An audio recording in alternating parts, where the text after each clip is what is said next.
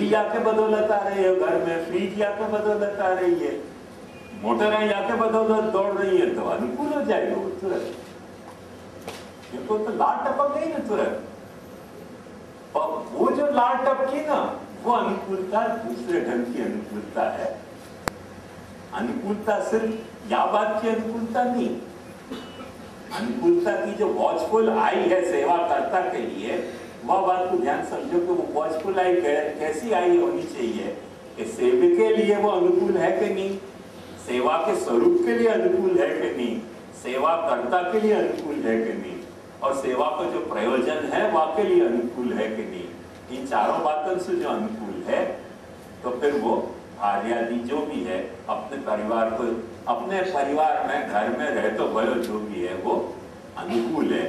और अनुकूल है तो कार्य, तो उनसे सेवा करावे। अब देखो कि तुम वह को जज कर रहे हो, या खूबसूरती को समझो कंसेप्ट की, कि तुम वह को जज कर रहे हो कि वो अनुकूल है कि नहीं, वो भी तो जज तुमको कर रहे हैं कि नहीं, कि जो कुछ तुम कर रहे हो वो वाकु अनुकूल है कि नहीं, करके उनमें भी कर्तृत्व आ रहे, क्योंकि अनुकूलता को विवेक वो भी कर रहे हैं कि अनुकूल है कि प्रतिकूल है। यदि उनको प्रतिकूल लगती हो तुम्हारी सेवा, यदि उनको प्रतिकूल लगता हो तुम्हारा ठाकुर जी, यदि उनको प्रतिकूल लगता हो तुम्हारा सेवा को प्रयोजन, यदि उनको प्रतिकूल लगता हो तुम खुद, तो वो या को अनुकूल नहीं मानेंगे। तो तुम उनको समझ रहे हो अनुकूल, और वो तो तुमको अपना अनुकूल नहीं समझ रहे हैं, और वो जब अनुकूल नहीं समझ रहे हैं तब अपन उनसे सेवा कराना जरूरी नहीं हो जाए। ये आदिवादी सूक्ष्मता है। आर्यादि अनुकूलश्चेत् कारयेत् भगवत क्रिया, वो भी करता है, तुम भी करता हो। कर्ता जो है वो जब वक्त कोई दूसरे कर्ता से कोई काम करवावे है, वह वक्त कर्ता को कारयिता की स्टेटस मिल जाए है। या बात का समझो, या स्टेटस को करण के साथ कभी कंफ्यूज मत करो। जैसे अपन चलने के लिए जो है वो मोटर ले लें, देखने के लिए दूरबीन ले लें, या ऐसे सुनने के लिए ईयरफोन ले लें, ये सब भी करण है। पर ये करण है, ये कारक हो सके हैं, पर ये कर्ता नहीं हो सके हैं। ये वाकई खास सूक्ष्मता है। तो यहाँ सेवा कर्ता जो है वो मुख्य कंसेप्ट है, और कार्यता वाके साथ कॉरोलरी में आते हुए कंसेप्ट है। तो अपन ने यही लिए वापकर टाइटल दियो तो सेवा कर्ता और सेवा परिचारक। सेवा कर्ता कौन है और सेवा को परिचारक कौन है। जो बात ध्यान समझो कि जो भी व्यक्ति सेवा कर रहे हो है वो सेवा करता है, और जो वाके साथ आगे पीछे घूम रहे हो है वह क्रिया को संपन्न करने के लिए अपनी स्वतंत्र अनुकूलता की बुद्धि से हो, करण अधिकरण या कर्म या अपादान आदि के रूप में नहीं, पर अपनी स्वतंत्र बुद्धि से कि नहीं भाई ये काम कर रहे हैं तो मैं भी चले हमें जो मुझसे हो सके करूं। क्या तरह से जो सब जुट रहे हैं वो सब वाकई परिचारक हैं।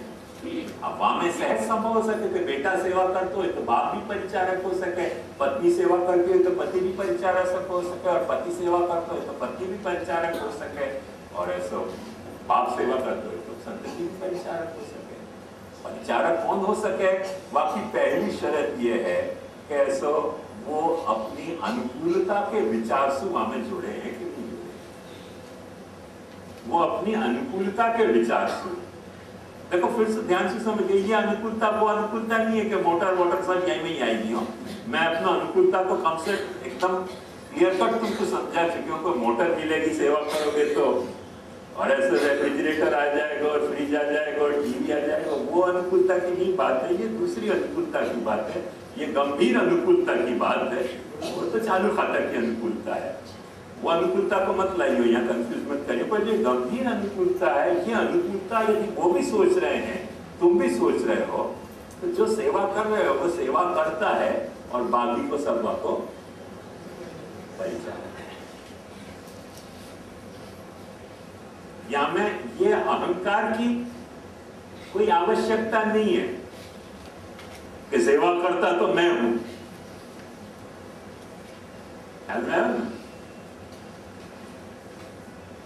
अपने के उदाहरण से बाबा देखो, या तो आप अच्छी तरह से समझ जाओगे कि जब छोटा बच्चा यशोदा जी बने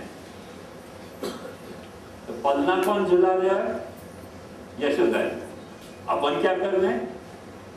सबो बाप भी वहां को पर्चा रखे बाबू का पलना झुलाने की क्रिया में। पलना झुलाने की क्रिया यशोदा जी कर रही है और सबो बाप जो है वो सेवा करता नहीं है, सेवा को परिचारक। बाप सेवा कर रहे हो, ऐसे बेटा वाके आगे पीछे घूम रहे हो तो सेवा करता।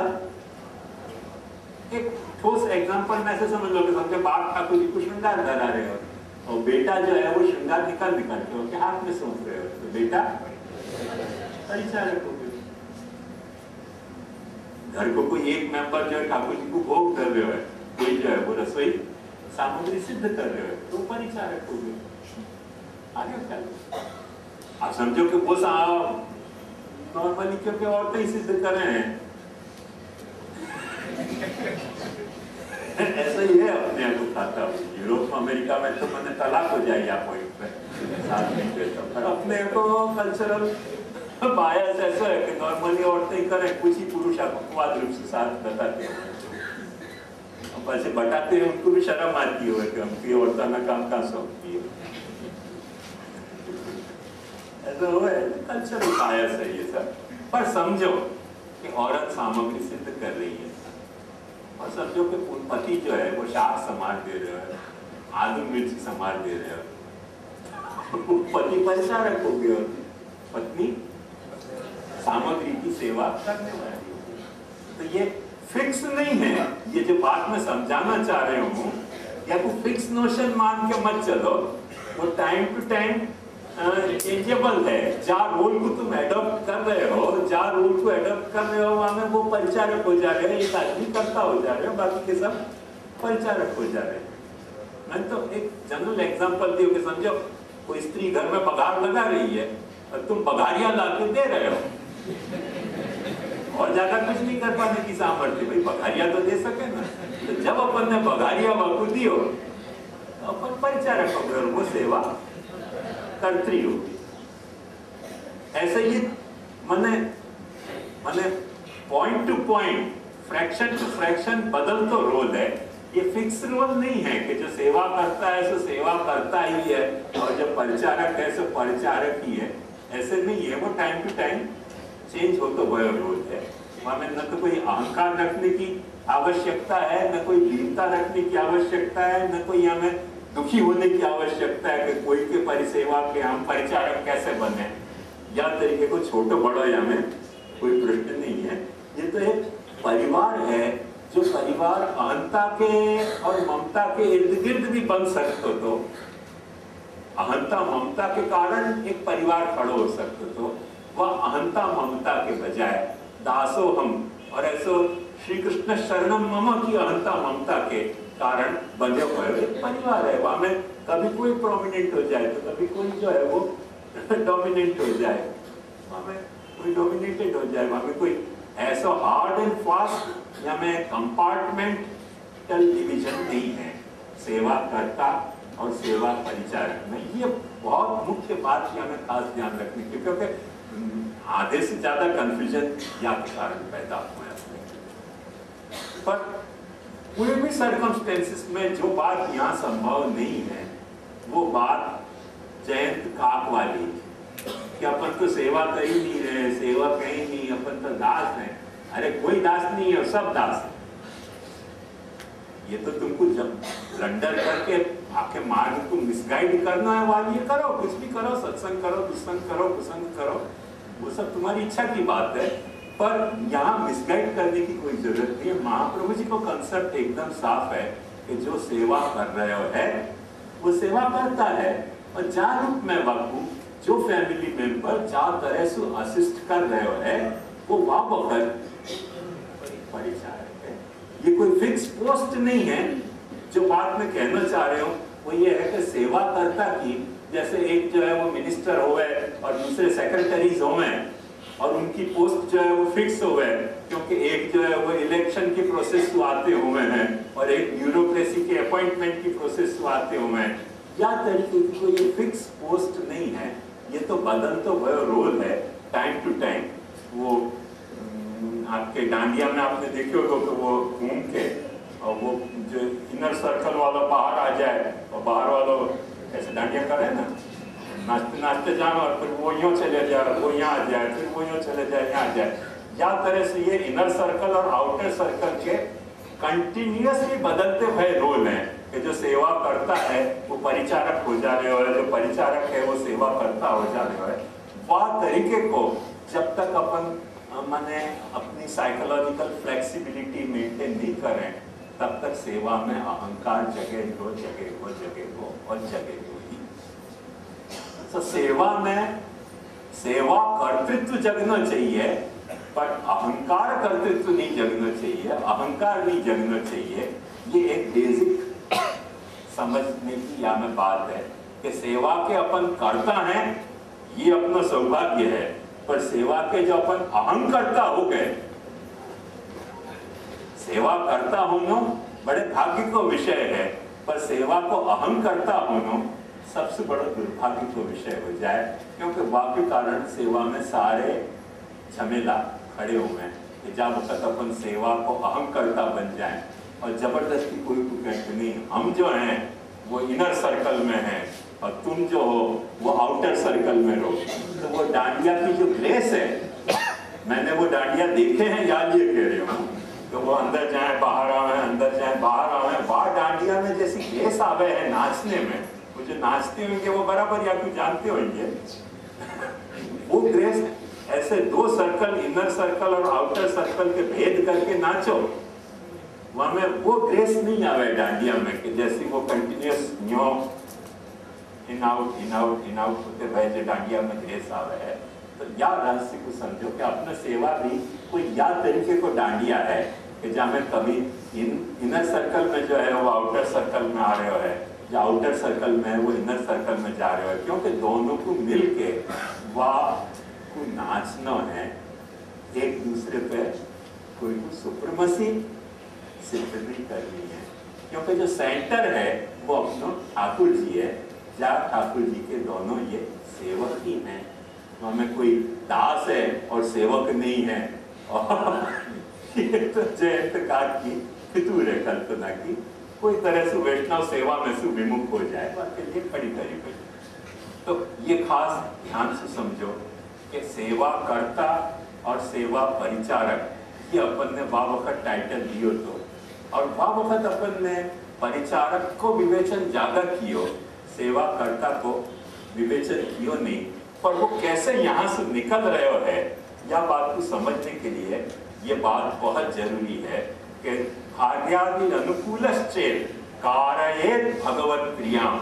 हार्यादि तुम्हारा परिवार यदि तुम्हारे अनुकूल है तो उनसे तुम सेवा कराओ, कराओ तो मतलब कर्ता के बजाय तुम कार्यता के रोल में आओ, उनको कर्ता को रोल एस्क्राइब करो।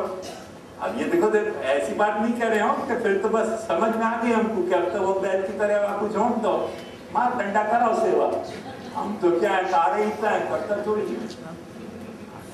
ये सब मोटे अर्थ हो, ये सब अपने मन की फितूर है।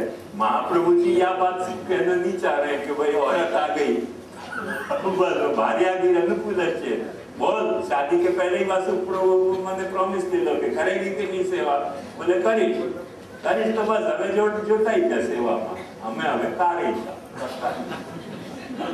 કેમ મહાપ્રભુજી કહ્યું છે ને ભાગ્યાદિ અનુકૂલ એટલે કારે ભગવતી કરવાનું ક્યાં કહ્યું છે, કરાવવાનું તો કહ્યું છે ને। महाप्रभु भाग जाएगा, पुष्टि मार्ग छोड़ के भाग जाएगा। तो महाप्रभु जी कहेगा या पुष्टि मार्ग में रहना सबसे बड़ा खतरा है। या तरीके की कोई फिक्स पोस्ट या तरीके की कोई फिक्स रोल या तरीके की कोई फिक्सेशन महाप्रभु जी के माइंड में नहीं है।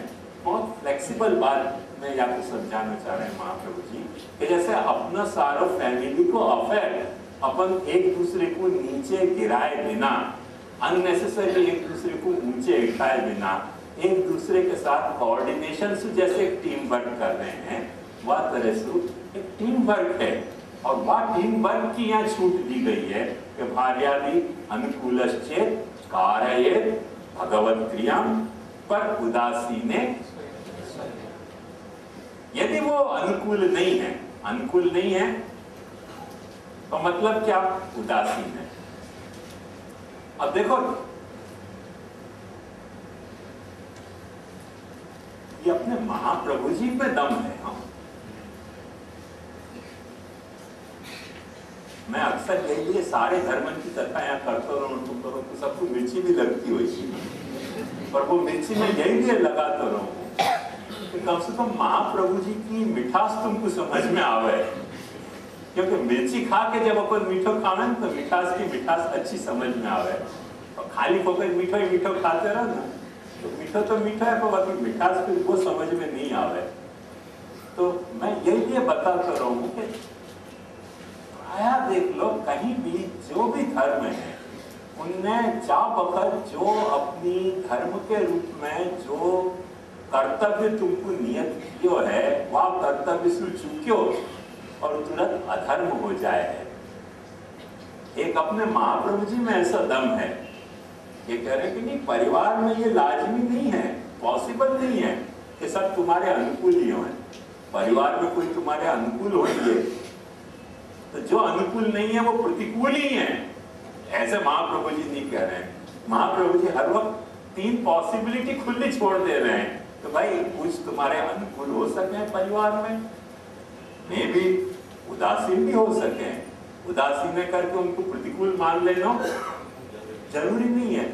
जैसे अनुकूलता के मैंने आपको 4 पैरामीटर बताए कि सेवे को अनुकूल, सेवा को अनुकूल, सेवाकर्ता के अनुकूल और सेवा प्रयोजन के अनुकूल। ऐसे उदासीनता के भी तो 4 पैरामीटर हो सके ना। क्यों? कि सेवा में सेव्य में उदासीन है, सेवा में उदासीन है, सेवा के प्रयोजन में उदासीन है, सेवा के कर्ता से उदासीन है। वो पैरामीटर यहाँ भी लागू हो सके। मेरी बात आ रही समझ में? नहीं पूछे हो, ये कोई प्रवचन नहीं है, ये तो अपना क्लास है। दिल खोल के पूछो तो समझ में आओगे बराबर कि जो पैरामीटर अपन ने अनुकूलता के बताए वो पैरामीटर यहाँ उदासीनता में भी उतने ही साफ सुथरे तौर पे आ सके हैं। तो उदासीनता भी पाची ये चारों ढंग से हो सके है। तो उदासीन ने स्वयं को दिया जबरदस्ती कराने की, जबकि क्योंकि इन चारों को मिलकर एक कॉम्पैक्ट सिस्टम बन रही है। सेव्य, सेवा, सेवा प्रयोजन और सेवा करता की एक आखिर कॉम्पैक्ट सिस्टम है। या में से कोई पॉइंट पे यदि कोई उदासीन है, यदि वो उदासीन है फिर बात से जबरदस्ती करानो सेवा, वो सेवा नहीं है। वो सेवा नहीं है, बाय डिफॉल्ट वो सेवा नहीं है। जबरदस्ती तुमने कराई तो तुमने वहां सेवाकर्ता की पदवी की छीन के तुमने वहां करण की स्टेटस दे दी। मैंने करण और कर्ता को क्यों विश्लेषण किया? आपको लगेगा ये पुष्टिमान की चर्चा करते करते पाणिनि में काहे को डूब गए महाराज? पाणिनि में डूबे नहीं, मैं आपको यही बात समझाने के लिए बताया कि जा वक्त अपन जासु सेवा करा रहे हैं उदासीन सु, वह वक्त अपन वाकी सेवा करता होने की स्टेटस छीन के वाकू ऐसे करण वापर रहे हैं। और महाप्रभु जी ये कह रहे हैं कि जो भी करण नहीं है वाकू करण बनाना, वो सेवा को फॉल्सिफाई करना। जो करण नहीं है सेवा के, वाकू सेवा को जब वक्त तुम करण बना रहे हो तो वो सेवा को तुम झुठला रहे हो, फिर वो सेवा सेवा नहीं है। तुम समझ रहे हो कि सेवा है, पर वो सेवा उस स्थिति में सेवा नहीं रह गई। क्यों? अपने यहाँ तो नहीं है शब्द या को, पर यूरोप में खास करके एग्जिस्टेंशियलिज्म करके एक फिलोसफी भाई, वहां में आपको बहुत सुंदर विवेचना करी, आखो ग्रंथ के ग्रंथ या बारे पे उन्होंने लिखे हैं भगवान से कहिए कि कर्ता को करण में कन्वर्ट कर दो या करण को कर्ता में कन्वर्ट कर दो, कैसे बैड फेथ है। अब वो बहुत वाकई लिए उनको स्पेशल शब्द है कि वो अंधश्रद्धा नहीं, बैड फेथ, अपश्रद्धा, कुश्रद्धा है। तुम कुछ गलत श्रद्धा से काम कर रहे हो, तुम्हारी श्रद्धा सुश्रद्धा नहीं होके दुश्रद्धा है, कुश्रद्धा है, जाकर कारण तुम कर्ता को व्यर्थ में करण बना रहे हो या करण को तुम कर्ता बनाना। ये वो लोग बैड फेथ के हैं। बहुत अच्छा शब्द है मुझको लगे। तो हर वक्त अपने यहाँ भी वो वही तरह से कहा जा सके कि ये तुम्हारी कोई भी कोई बैड फेथ नहीं, कि जब वक्त तुम कर्ता को करण बना दे रहे हो या करण को तुम कर्ता बना दे रहे हो, तो तुम्हारी कोई भी कोई बैड फेथ के कारण ऐसा कर सको, कुश्रद्धा के कारण, वो तुम्हारी सच्ची श्रद्धा नहीं है। ये बात खास ध्यान से समझ के रखो। हाँ, आदि स्टाफ भी लेनो है। हाँ, और जनरली स्टाफ को हम सेवा नहीं करवा रहे, काम करवा रहे। हाँ, तो या में वो उदासीन है या प्रतिकूल है या अनुकूल है। हाँ, वाको आदि वो स्टाफ लेनो सेवा के अंतर्गत वो सही है या गलत है? और सही है तो वो लोग उदासीन है तो क्या फर्क पड़े, और सही नहीं है तो उदासीन है कि नहीं है क्या फर्क पड़े? भाई बहुत बहुत धन्यवाद। सचमुच में तेरा आभार मानो कि तने प्रश्न किया।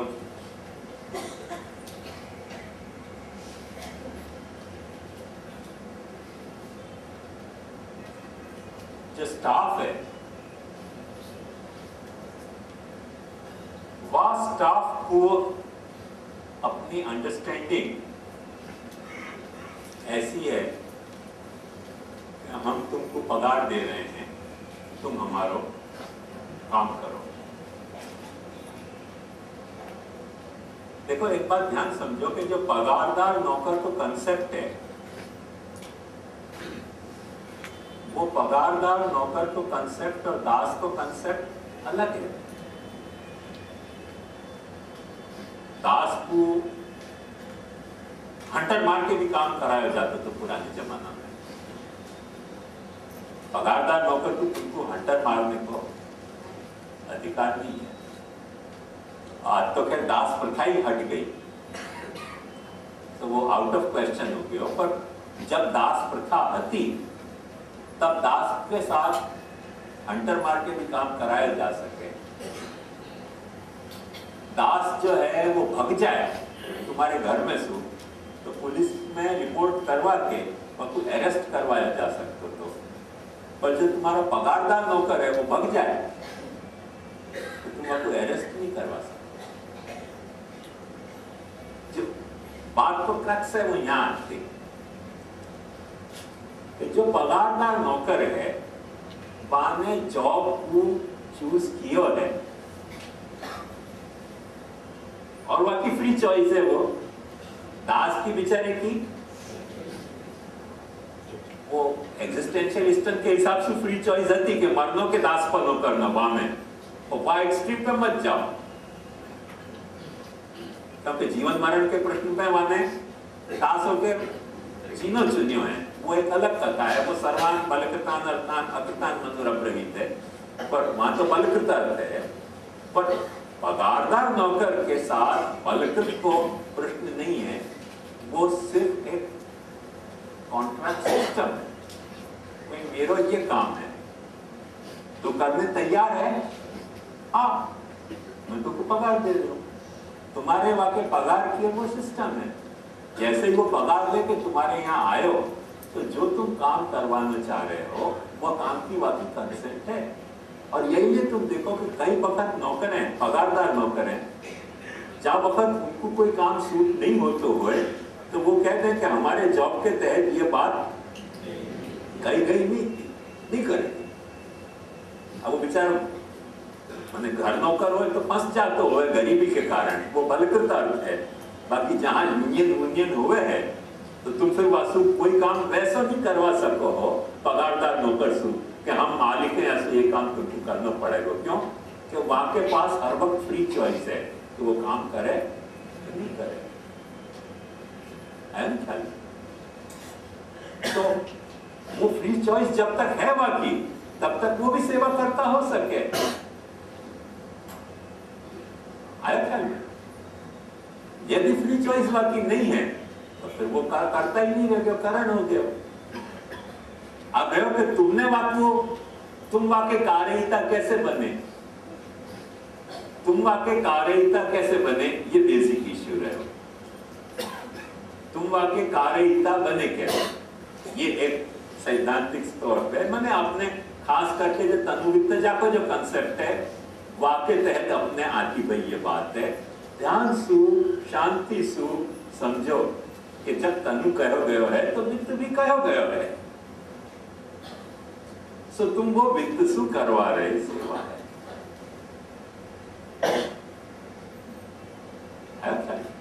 वो तुम वित्त सु सेवा करवा रहे हो, वो तुम्हारो ही वित्त होना चाहिए, दूसरे को वित्त नहीं। तुम्हारा तनु होना चाहिए, दूसरे को तनु नहीं। तो जब वक्त तुम जो है वो तनु की कैपेसिटी में अपने आप को देख रहे हो, वह वक्त वो वित्त है। और ये तो आज ऐसे बोले तो सब लोगों को मिर्ची लग जाए है, पर अभी भी